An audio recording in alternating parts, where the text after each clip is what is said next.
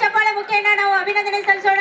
ನಗುತ್ತಾ ನಗುತ್ತಾ ಬಾಳು ನೀನು 100 ವರುಷ ಎಂದು ಹೀಗೆ ಇರಲಿ ಇರಲಿ ಹರ್ಷ ಹರುಷ ಉಲ್ಲಾಸದ ಶುಭ ದಿನಕ್ಕೆ ಸಂತೋಷವೇ ಉಡುಗೊರೆಯೋ ಉಲ್ಲಾಸದ ಶುಭ ದಿನಕ್ಕೆ ಸಂತೋಷವೇ ಉಡುಗೊರೆಯೋ. ಹುಟ್ಟುಹಬ್ಬದ ಹಾರ್ದಿಕ ಶುಭಾಶಯಗಳು. ರಾಹುಲ್ ಜಾರಕಿಹೊಳಿ ಅವರು ಹೀಗೆ ಅವರ ಮುಂಬರುವ ಜೀವನದಲ್ಲಿ ಬಹಳ ಒಂದು ಯಶಸ್ಸನ್ನ ಕಾಣಲಿ ಅಂತ ನಾವು ನೀವೆಲ್ಲರ ಜೋರಾದ ಚಪ್ಪಾಳೆ ಮುಖೇನ ಅವರಿಗೆ ಹುಟ್ಟುಹಬ್ಬದ ಶುಭಾಶಯಗಳನ್ನ ಕೋರೋಣ. ಇವತ್ತು ಬಹಳ ವಿಶೇಷ. ಕೋಡಿಯಲ್ಲಿ ರಾಹುಲ್ ಜಾರಕಿಹೊಳಿ ಅವರ ಹುಟ್ಟುಹಬ್ಬ ನಿಮಿತ್ತವಾಗಿ ವಿಶೇಷ ಬೆಳಗಾಂನಲ್ಲಿ ಚೆಸ್ ಕಾಂಪಿಟೇಷನ್ ಆಗಲಿ, ಬಾಡಿ ಬಿಲ್ಡಿಂಗ್ ಕಾಂಪಿಟೇಷನ್ ಆಗಲಿ, ವಿವಿಧ ಕಾಂಪಿಟೇಷನ್ ಆಯೋಜನೆ ಮಾಡಿ ಚಿಕ್ಕೋಡಿಯಲ್ಲಿ ಇವತ್ತ ಬೃಹತ್ ಕಾರ್ಯಕ್ರಮವನ್ನ ನಾವು ಮಾಡ್ತಾ ಇದೀವಿ. ಇವತ್ತ ಯುವಕರಿಗೆ ನಮ್ಮ ಪಕ್ಷದಲ್ಲಿ ಒಂದು ಒಳ್ಳೆ ಅವಕಾಶ ಇದೆ. ಆ ಅವಕಾಶವನ್ನು ಸತತವಾಗಿ ಸತೀಶ್ ಅಣ್ಣ ಜಾರಕಿಹೊಳಿ ಆಗಿ ಪ್ರಕಾಶ್ ಅಣ್ಣ ಹುಕ್ಕೇರಿ ಅವ್ರಿಗೆ ನೋಡಿ ಯಾರ್ಯಾರು ಯುವಕರಾದರೂ ಅವ್ರ ಮುಂದಿನ ದಿನಮಾನದಲ್ಲಿ ನಮ್ಮ ಪಕ್ಷಗಾಗ್ಲಿ ಇವತ್ತ ಸಮಾಜದಲ್ಲಿ ಒಂದು ಒಳ್ಳೆ ಹೆಸರಾಗ್ಲಿ ಇವತ್ತ ಸಮಾಜ ಸೇವೆ ಮಾಡಾಕ ಇವತ್ತ ಒಂದು ದೊಡ್ಡ ಅವಕಾಶ ಕೊಟ್ಟಿದ್ದಾರೆ. ಆ ನಿಟ್ಟಿನಲ್ಲಿ ಮುಂದಿನ ಭವಿಷ್ಯದಲ್ಲಿ ರಾಹುಲ್ ಜಾರಕಿಹೊಳಿಯವರು ಕೂಡ ಇವತ್ತ ತಂದೆ ಆಗಲಿ, ವಿಶೇಷವಾಗಿ ಅವರ ತಾಯಿಯವರು ಕೂಡ ಒಂದು ಆಶೀರ್ವಾದದಿಂದ ತಂಗಿನ ಕೂಡ ಇವತ್ತ ಲೋಕಸಭಾ ಸದಸ್ಯರನ್ನ ಆಗಿದರು. ಮುಂದಿನ ದಿನಮಾನದಲ್ಲಿ ಒಂದು ಒಳ್ಳೆ ಭವಿಷ್ಯ ಇದೆ. ಇವತ್ತ ಸಾಕಷ್ಟು ಈ ಭಾಗದಾಗ ಜಿಲ್ಲೆಯಲ್ಲ ಇಡೀ ರಾಜ್ಯದಲ್ಲಿ ಸತೀಶ್ ಅಣ್ಣ ಅವ್ರ ಒಂದು ಒಳ್ಳೆ ಹೆಸರೈತಿ. ಒಂದ ಭೀಮಂತ ನಾಯಕ, ಸ್ಪಷ್ಟ ಮತ್ತ ಒಂದ ನೇರವಾಗಿ ಜನರ ಸೇವೆ ಮಾಡುವಂತ ಒಂದು ಒಳ್ಳೆ ಉದ್ದೇಶ. ಆ ಉದ್ದೇಶ ಇಟ್ಕೊಂಡ ಇವತ್ತ ರಾಹುಲ್ ಜಾರಕಿಹೊಳಿ ಇವತ್ತ ಒಂದು ಒಳ್ಳೆ ಅವಕಾಶ ಮತ್ತು ಒಂದು ಒಳ್ಳೆ ವೇದಿಕೆ ಸಿಕ್ಕಿತಿ. ನಾ ಭಗವಂತಲ್ಲಿ ಪ್ರಾರ್ಥನೆಯನ್ನು ಮಾಡ್ತೀನಿ, ಮುಂದಿನ ದಿನಮಾನದಲ್ಲಿ ಒಳ್ಳೆ ಇವತ್ತ ಆರೋಗ್ಯ ಆಗ್ಲಿ ಮತ್ತು ಅಧಿಕಾರ ಸಿಕ್ಕ ಇಷ್ಟೆಲ್ಲ ಗುರುಗಳು ಇವತ್ತು ಬರ್ಬೇಕಾದ್ರೆ ಇವತ್ತ ಸತೀಶ್ ಅಣ್ಣ ಜಾರಕಿಹೊಳಿ ಮೇಲೆ ಒಂದು ವಿಶ್ವಾಸ ಇಟ್ಟ ಇವತ್ತ ಅಮಾವಾಸ್ಯೆ ಇದ್ರು ಕೂಡ ನಂಗೆ ಅದ್ದವ್ರು ಹೇಳಾಗಿದ್ದೀರಿ. ಸಾಕಷ್ಟು ಜನರು ಮಠಕ್ಕೆ ಬಂದರು ಕೂಡ ನಾವು ಅಲ್ಲಿಂದ ಇಲ್ಲಿ ಕಾರ್ಯಕ್ರಮದಾಗ ಭಾಗಿಯಾಗಿದ್ದೀವಿ. ವಿಶೇಷವಾಗಿ ಒಂದು ಪ್ರೀತಿ ಆಗ್ಲಿ, ಸಮಾಜದಲ್ಲಿ ಒಂದು ಏಕತೆ ಇರಲಿ ಅಂತ ಹೇಳಿ ಎಲ್ಲರೂ ಅದ್ದವ್ರಿಗೆ ಈ ಕಾರ್ಯಕ್ರಮದಲ್ಲಿ ವಿಶೇಷವಾಗಿ ಸಭೆಯಾಗಿದ್ದರು.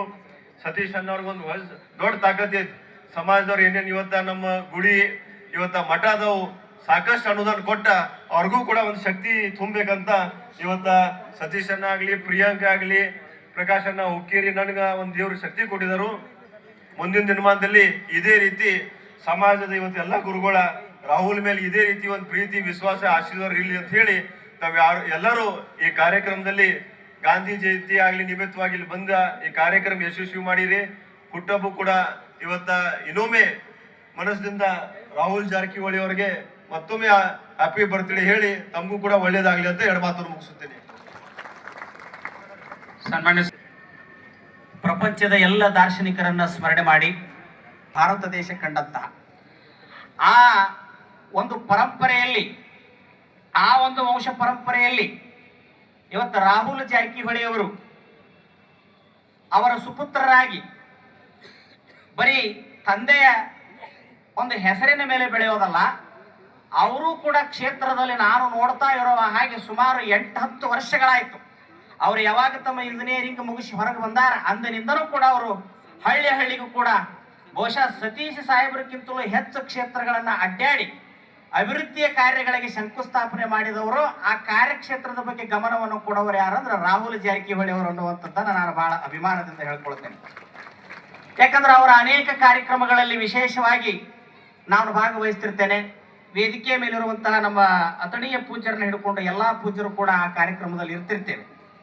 ಸಮಾಜಮುಖಿಯಾಗಿರುವಂಥ ಕಾರ್ಯಕ್ರಮಗಳನ್ನು ಮಾಡ್ತಾರೆ. ಬರೀ ರಾಜಕಾರಣಿಗಳಂದ್ರೆ ಬರೀ ರೋಡ್ ಮಾಡೋದು, ಸಮುದಾಯ ಭವನಗಳನ್ನು ಕಟ್ಟೋದು, ಮೂರ್ತಿಗಳನ್ನು ಕಟ್ಟೋದು, ಮಹಲ್ಗಳನ್ನು ಕಟ್ಟೋದು ಅಷ್ಟೇ ಅಲ್ಲ, ಜನರ ಮನಸ್ಸುಗಳನ್ನು ಕಟ್ಟುವಂಥ ಕೆಲಸವನ್ನ ಕೂಡ ರಾಜಕಾರಣಿಗಳು ಮಾಡಬೇಕು. ಆ ಕೆಲಸವನ್ನ ಸತೀಶ್ ಸಾಹೇಬ್ರವರು ಅವರಿಗೆ ಕಲಿಸಿಕೊಟ್ಟಿದ್ದಾರೆ. ಹೀಗಾಗಿ ಇವತ್ತು ಕರ್ನಾಟಕದಲ್ಲಿ ರಾಹುಲ್ ಜಾರಕಿಹೊಳಿ ಅವರು ಅವರ ಸುಪುತ್ರರಾಗಿ ಬರೀ ಅವರ ಭೌತಿಕದ ಸಂಪತ್ತಿಗೆ ಒಡೆಯರಾಗದೆ ತಂದೆಯವರು ಹಾಕಿಕೊಟ್ಟಿರುವಂತಹ ಬುದ್ಧ, ಬಸವ, ಅಂಬೇಡ್ಕರ್ ಅವರ ವಿಚಾರಧಾರೆಗಳಿಗೆ ಉತ್ತರಾಧಿಕಾರಿಗಳಾಗಿ ಇವತ್ತು ರಾಹುಲ್ ಜಾರಕಿಹೊಳಿ ಅವರು ಬೆಳಗ್ತಾ ಇದ್ದಾರೆ ಅನ್ನುವಂಥದ್ದನ್ನ ಬಹಳ ಅಭಿಮಾನ ಪೂರ್ವಕವಾಗಿ ನಾನು ಹೇಳಿಕ್ಕೆ ಇಚ್ಛೆ ಪಡ್ತೇನೆ. ಇವತ್ತಿನ ದಿವಸ ಗಾಂಧಿ ಜಯಂತಿ. ಬಹುಶಃ ಗಾಂಧಿ ಆಗಲಿ, ಅಂಬೇಡ್ಕರ್ ಅವರಾಗಲಿ, ಶಾಸ್ತ್ರೀಜಿಯವರಾಗಲಿ ಭಾರತ ದೇಶವನ್ನು ಕಟ್ಟಲಿಕ್ಕೆ, ಭಾರತ ದೇಶವನ್ನು ಸ್ವತಂತ್ರ ಮಾಡಲಿಕ್ಕೆ, ಭಾರತ ದೇಶ ಮುಂದೆ ನಡಿಲಿಕ್ಕೆ ಒಂದು ಅಗ್ರಪಂಕ್ತಿಯನ್ನು ಹಾಕಿಕೊಟ್ಟಿರ್ತಕ್ಕಂತಹ ಮಹಾನ್ ದಾರ್ಶನಿಕರು. ಬಹುಶಃ ಆ ಗಾಂಧೀಜಿಯವರ ಹುಟ್ಟಿದಂತ ಜಯಂತಿ ಇವತ್ತು ಅಕ್ಟೋಬರ್ 2. ನಮ್ಮ ದೇಶದಲ್ಲಿ ಒಂದು ವ್ಯವಸ್ಥೆ ನಡೀತಾ ಇದೆ. ನಮಗಾಗಿ ತ್ಯಾಗವನ್ನು ಮಾಡಿರುವಂತಹ ಮಹಾತ್ಮರ ಜಯಂತಿಗಳನ್ನು ಕೂಡ ಯಾಕೆ ಮಾಡಬೇಕು ನಾವು ಅನ್ನುವಂತಹ ಪ್ರಶ್ನಾರ್ಥಕ ಚಿಹ್ನೆಯನ್ನ ಇವತ್ತಿನ ದಿವಸದಲ್ಲಿ ನಾವು ಸೋಷಿಯಲ್ ಮೀಡಿಯಾದಲ್ಲಿ ನೋಡ್ತೇವೆ. ಆದ್ರೆ ನಿಮಗೊಂದು ನೆನಪಿರಲಿ, ಇವತ್ತು ನಾವಿಷ್ಟು ಸುಖದಿಂದ ಬದುಕಾಕತ್ತೀವಿ ಅಂದ್ರೆ ನಮ್ಮ ಹಿರಿಯರ ಶ್ರಮದ ನೆರಳಿನೊಳಗೆ ನಾವು ಅದೀವಿ. ಅದಕ್ಕೆ ಗಾಂಧೀಜಿ ಅಂತವ್ರನ್ನ ಎಂದೂ ಈ ದೇಶ ಮರೆಯುವಂಗಿಲ್ಲ. ಸಮಾನತೆಯ ಸಂವಿಧಾನವನ್ನು ಕೊಟ್ಟಿರ್ತಕ್ಕಂಥ ಅಂಬೇಡ್ಕರ್ ಅವರನ್ನ ಈ ದೇಶ ಮರೆಯುವಾಗಿಲ್ಲ. ಇವರೆಲ್ಲರ ಆದರ್ಶಗಳನ್ನು ಹೊತ್ತುಕೊಂಡು, ಇವರೆಲ್ಲರ ಪ್ರೇರಣೆಯ ದಾರಿಯಲ್ಲಿ ಇವತ್ತು ಜಾರಕಿಹೊಳಿಯವರ ಒಂದು ಕುಟುಂಬದ ಕುಡಿಯಾಗಿರುವಂತಹ ರಾಹುಲ್ ಜಾರಕಿಹೊಳಿಯವರು ಇನ್ನೂ ವಯಸ್ಸು ಬಹಳ ಸಣ್ಣದು, ಇನ್ನೂ ಅವರ ದಿವಸಗಳು ಬಹಳ ಇದಾವೆ. ಅವರು ಚೆನ್ನಾಗಿ ರಾಜಕೀಯ ಅನ್ನುವಂಥದ್ದು ಒಂದು ಭಾಗ, 12ನೇ ಭಾಗ ಸಮಾಜ, ಸಂಸ್ಕೃತಿ, ಸಮಾನತೆ, ಶಿವಶರಣರ ಚಿಂತನೆ, ಮಾನವ ಪರ ಚಿಂತನೆಗಳನ್ನು ಅಳವಡಿಸಿಕೊಂಡು ಅವರು ಸಮಾಜಕ್ಕೆ ಒಬ್ಬ ಮಾರ್ಗದರ್ಶನ ಮಾಡುವಂತಹ ವೈಚಾರಿಕ ರಾಜಕೀಯ ವ್ಯಕ್ತಿಯಾಗಿ ಬೆಳೆಯಲಿ ಅನ್ನುವಂಥದ್ದು ನಮ್ಮೆಲ್ಲರ ಆಶೆಯಾಗಿದೆ ಅನ್ನುವಂಥದ್ದನ್ನು ಇವತ್ತಿನ ದಿವಸ ನಾನು ವ್ಯಕ್ತಪಡಿಸ್ತೇನೆ. ಮಾನ್ಯ ಸತೀಶ್ ಸಾಹೇಬ್ರವರು ಬಹಳ ಒಂದು ವಿಶೇಷವಾಗಿರ್ತಕ್ಕಂಥ ಮಾರ್ಗವನ್ನು ನಿರ್ಮಾಣ ಮಾಡಿದವರು. ಅವರು ಕಾಣದೇ ಇರುವಂತ ದೇವರಿಗಿಂತಲೂ ಮನುಷ್ಯರಲ್ಲಿ ದೇವರನ್ನ ಕಾಣ್ರಿ ಅನ್ನುವಂಥ ಸಿದ್ಧಾಂತಕ್ಕೆ ಬದ್ಧರಾದವರು ಜಾರಕಿಹೊಳಿ ಸಾಹೇಬ್ರವರು. ಎಲ್ಲೋ ಒಂದು ಕಡೆ ನಾವು ತೀರ್ಥಕ್ಷೇತ್ರಗಳಿಗೆ ಹೋಗೋದಕ್ಕಿಂತಲೂ ನೊಂದವರ ಬೆಂದವರ ಕಣ್ಣೀರು ಒರೆಸಿ ದೀನರ, ದುಃಖಿತರ, ದುರ್ಬಲರಿಗೆ ನಾವು ಸಹಾಯ ಸಹಕಾರವನ್ನು ಮಾಡಿದರೆ ಅದು ನಿಜವಾಗಿಯೂ ಕೂಡ ಭಗವಂತರಿಗೆ ಮುಟ್ಟುತ್ತದೆ ಅನ್ನುವಂತಹ ಧ್ಯೇಯ ವಾಕ್ಯವನ್ನು ಇಟ್ಟುಕೊಂಡವರು. ಪರಮಾತ್ಮನ ಈ ಸೃಷ್ಟಿಯಲ್ಲಿ ಯಾವ ಜಗನು ಕನಿಷ್ಠ ಅಲ್ಲ, ಯಾವ ಜಗನು ಶ್ರೇಷ್ಠ ಅಲ್ಲ, ನಾವು ನೋಡುವಂತ ದೃಷ್ಟಿ ಚಲೋ ಇಟ್ಕೋಬೇಕಂತ ಹೇಳಿ ರುದ್ರಭೂಮಿಯನ್ನು ಕೂಡ ಸಮನಾಗಿ ಕಂಡವರು, ತಾವಿರುವಂತ ಮನೆಯನ್ನು ಕೂಡ ಸಮನಾಗಿ ಕಂಡಿರ್ತಕ್ಕಂಥ ಒಬ್ಬ ಸಮತಾವಾದಿ ರಾಜಕಾರಣಿ ಸತೀಶ್ ಜಾರಕಿಹೊಳಿ ಸರ್ ಅವರು. ಹೀಗಾಗಿ ಅವರ ಉತ್ತರಾಧಿಕಾರಿ ನೆಲೆಗಟ್ಟಿನ ಮೇಲೆ ಯಾವುದೇ ಸಮಸ್ಯೆ ಇದ್ದಾಗ ಸತೀಶ್ ಜಾರಕಿಹೊಳಿ ಅವ್ರ ಜೊತೆ ನಾವು ಹಂಚ್ಕೊಂಡಾಗ ಒಂದ್ಸಲ ಅವ್ರು ಹೂ ಅಂದ್ರ ಬಾಯಿಲೆ ಹೂ ಅನ್ನೋದಿಲ್ಲ, ಸುಮ್ಮನೆ ತಲೆಗಡಿಸ್ಬಿಡ್ತಾರ ಅಷ್ಟ. ಆದ್ರ ಮಾತನಾಡದೆ ಮಾಡತಕ್ಕಂತ ವ್ಯಕ್ತಿ ಬಹುಶಃ ಪೂಜ್ಯರು ಹೇಳ್ದಂಗ ಭಾರತ ದೇಶದ ರಾಜಕಾರಣದಲ್ಲಿ ಯಾರಾದರೂ ಇದ್ರ ಅವ್ರು ಸತೀಶ್ ಜಾರಕಿಹೊಳಿ ಅವರು ಅಂತಕ್ಕಂಥ ಮಾತನ್ನ ಹೇಳಲಿಕ್ಕೆ ಬಯಸ್ತೇನೆ. ಯಾಕಂತಂದ್ರ ಇವತ್ತ ಅವ್ರ ಸುಪುತ್ರರಾಗಿರ್ತಕ್ಕಂಥ ರಾಹುಲ್ ಜಾರಕಿಹೊಳಿ ಅವರು ಸಹ ಬಹುಶಃ ತಾವೆಲ್ಲ ಗಮನಿಸಿದ್ರಿ, ಮಿತಭಾಷಿತರು, ಬಹಳ ಮಾತನಾಡುವುದಿಲ್ಲ. ಆದ್ರ ಇವತ್ತು ಯಾವ್ದು ಅವಶ್ಯಕತೆ ಐತೆ ಅಂದ್ರ ಬೋರ್ಡೆ ಸಾರ್ಕಾ ಚಾಲಾವೆ ತ್ಯಾಚೆ ಪಾಯ ಒಂದಾವೆ ಅಂತ ಮರಾಠಿ ಒಳಗೆ ಹೇಳ್ತಾರ ಸಮರ್ಥ ರಾಮದಾಸರು. ಏನ್ ಅವಶ್ಯಕತೆ ಅದಂದ್ರ ಮಾತನಾಡಿದಂಗೆ ಯಾರು ನಡೀತಾರ ಅದ್ರದ್ದು ಬಹಳ ಅವಶ್ಯಕತೆ ಐತಿ. ಇವತ್ತು ನಾವೆಲ್ಲರೂ ಕಾಕಿ ಆಗಿರ್ಬೋದು, ಖಾದಿ ಆಗಿರ್ಬೋದು, ಕಾವಿ ಆಗಿರ್ಬೋದು. ಈ ಖಾದಿ ಮತ್ತು ಕಾಕಿ, ಕಾವಿ ಮೂರು ಒಕ್ಕಟ್ಟಾದ್ರೆ ದೇಶ ರಕ್ಷಣೆ ಆಗ್ತದ. ಇವು ಮೂರರಲ್ಲಿ ಭಿನ್ನಾಭಿಪ್ರಾಯ ಬಂದ್ರೆ ದೇಶ ಭಕ್ಷಣೆ ಆಗ್ತದ.